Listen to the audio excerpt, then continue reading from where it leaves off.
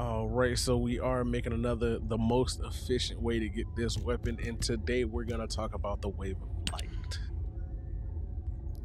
So for me, the Wave of Light is more or less a gun I use for Colossi. It is great for damaging, especially when you reload immediately after the perk runs out. So let's start off with the blueprint. All right, so with this blueprint, the easiest things we're gonna go for is AM pattern 76. So with 76, you do have that 32% chance of getting the blueprint, and you have to fight the hard mode Devourer. And the mission you need to run is a hard mode Sepulcher. So what you're gonna do is put that modifier on 250% so you get that double drop. Another one you can also go for is AM 87 AA, and the boss you're gonna have to fight for this one is Pyromaniac. And as you notice, both of these have that 32% chance drop. So whoever's easier for you to kill or whichever mission is easier for you to run, that's what I recommend. And the hard mode mission you're gonna run here is the Chapel, same thing.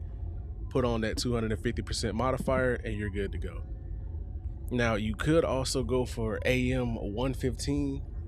It has that 32% chance as well. However, I don't recommend it because you have to fight Frostwalker and Gluttony.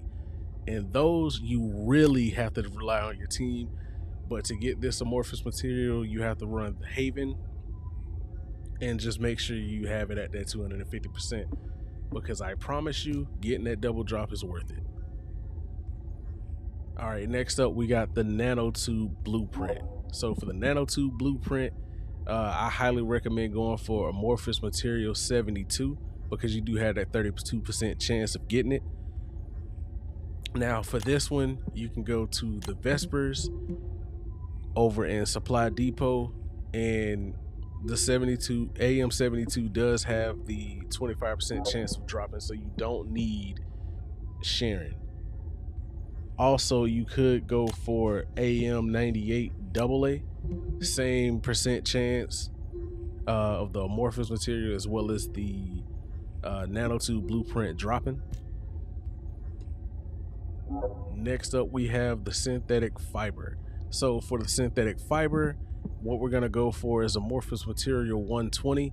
Now it does have that 10% chance of dropping. However, this amorphous material does drop as the primary, so you do have that 25% chance, and it's extremely easy to do. It's extremely fast. Also, you could go for amorphous material 16.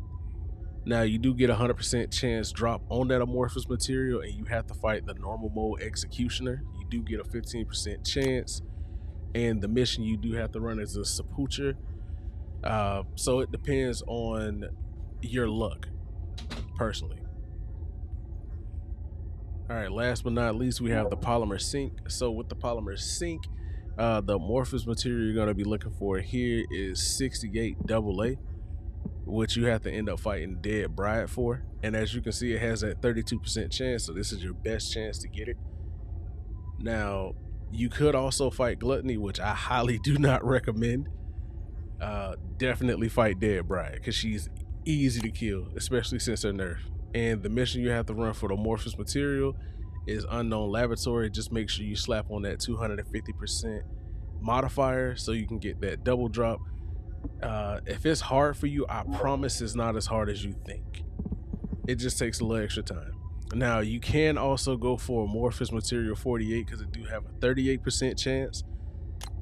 But if you don't have a Sharon, I wouldn't go for this because Sharon does increase that chance for double drops, but also these amorphous materials only drop at a chance.